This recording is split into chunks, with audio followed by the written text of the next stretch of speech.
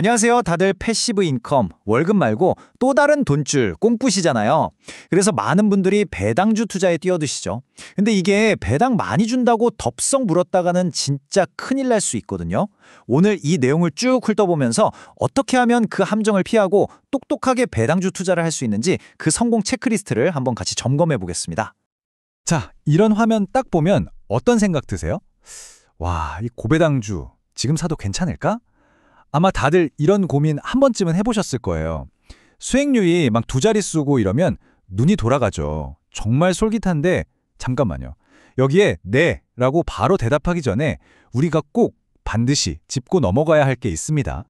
바로 이겁니다. 우리 눈에는 이 높은 배당 수익률이라는 달콤한 사탕만 보이잖아요? 근데 그 뒤에 숨겨진 위험이 있어요. 배당금 받는 것보다 주가가 더 떨어지거나 아니면 갑자기 회사가 미안 이제 배당 못 줘 이래버리는 거죠.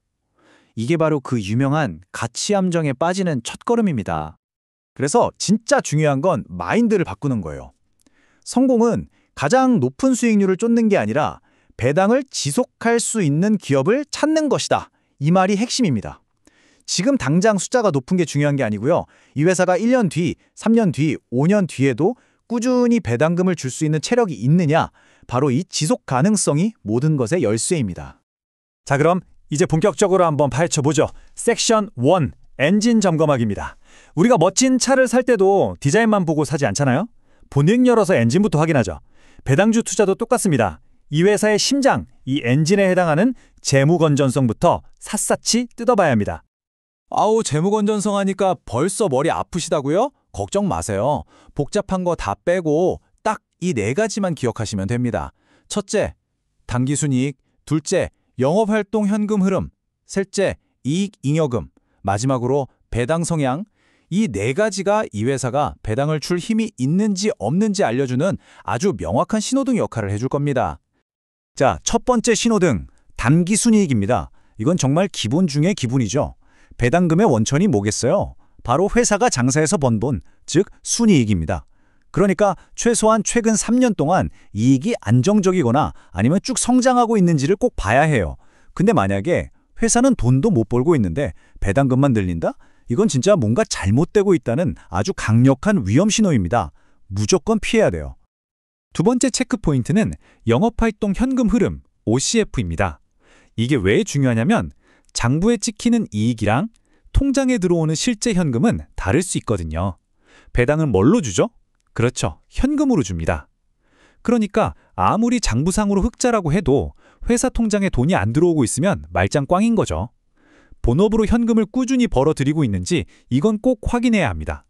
세 번째는 이익 잉여금입니다. 이건 뭐냐면요. 그냥 회사의 비상금 통장이라고 생각하시면 딱 맞아요. 그동안 열심히 돈 벌어서 쓰고 남은 걸 차곡차곡 쌓아둔 거죠. 우리도 비상금 통장이 넉넉하면 갑자기 돈 나갈 일이 생겨도 괜찮잖아요. 회사도 마찬가지예요.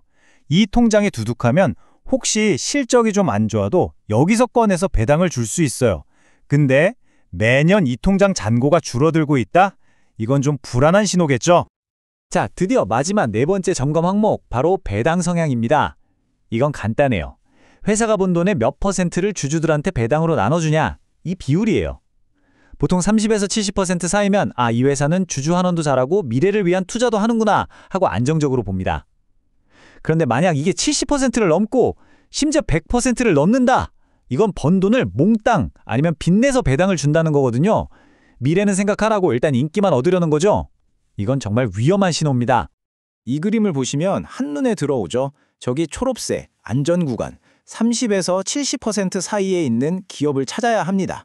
그래야 이익, 주주환원, 미래성장, 이 세 마리 토끼를 다 잡고 있는 건강한 회사라고 할 수 있어요.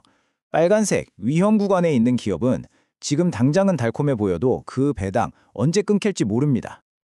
자, 여기까지 해서 기업의 엔진 점검은 끝났습니다. 이제 좋은 차를 골랐으니 직접 운전대를 잡아야겠죠. 섹션 2에서는 어떻게 현명하게 투자 전략을 세울지 그 방법을 알아보겠습니다.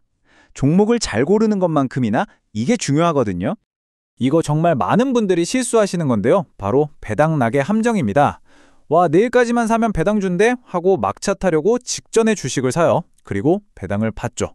근데 바로 다음날 배당받을 권리가 사라지면서 주가가 받은 배당금만큼 혹은 그 이상으로 훅 떨어지는 경우가 많습니다.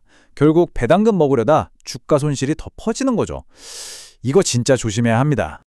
그럼 어떻게 해야 할까요? 바로 이겁니다. 분산 투자의 힘. 계란을 한 바구니에 담지 말라. 이 말은 정말 진리예요. 어떤 고배당주 하나가 너무 좋아 보인다고 거기에 올인하면 절대 안 됩니다. 보시는 것처럼 금융, 통신, 아니면 부동산에 투자하는 리츠, 소비재 등등 전혀 다른 성격의 산업에 골고루 나눠 담아야 한쪽이 흔들려도 내 전체 포트폴리오는 안전하게 지킬 수 있는 거죠. 자, 이제 기다리던 배당금이 통장에 꽂혔습니다. 이걸로 뭘 하시겠어요? 물론 맛있는 거 사 먹는 것도 좋죠. 하지만 진짜 부자가 되고 싶다면 재투자를 해야 합니다. 받은 배당금으로 그 주식을 또 사는 거예요. 그럼 그 주식이 또 배당금을 낳고, 이게 바로 그 유명한 복리의 마법, 눈덩이 효과입니다. 처음에는 별 차이 없어 보이지만 시간이 흐를수록 그 격차는 정말 어마어마하게 기하급수적으로 벌어집니다. 좋습니다. 이제 돈 버는 법을 알았으니 번 돈을 지키는 법도 알아야겠죠? 아무리 열심히 벌어도 세금으로 다 나가면 소용없잖아요. 자, 섹션 3, 성공투자의 마지막 퍼즐, 바로 세금 전략입니다. 국내에서 투자하시는 분들이라면 이 숫자, 2천만 원은 머릿속에 꼭 저장해 두셔야 합니다. 이게 뭐냐면 1년 동안 내가 받은 이자랑 배당금을 합친 금액이 2천만 원을 넘어가잖아요. 그러면 내 월급 같은 다른 소득이랑 합쳐서 세금을 계산해요. 당연히 세율이 확 올라가겠죠? 이게 바로 무서운 금융소득 종합과세입니다. 그래서 똑똑한 투자자들은 이 세금을 피하기 위해 절세 계좌를 적극적으로 활용합니다. 대표적인 게 바로 IRP 같은 연금 계좌죠.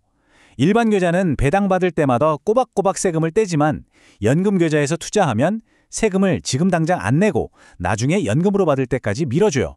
심지어 나중에 낼 때도 세율이 훨씬 낮습니다. 이건 뭐 장기 투자자라면 안 할 이유가 없는 거죠. 혹시 미국 주식 같은 해외 배당주에 투자하신다면 딱 3가지만 기억하세요.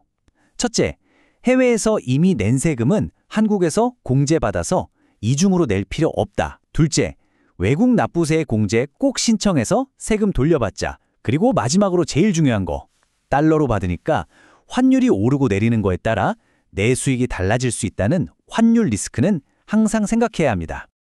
자, 이제 거의 다 왔습니다. 오늘 우리가 살펴본 이 모든 것들이 의미하는 바는 뭘까요?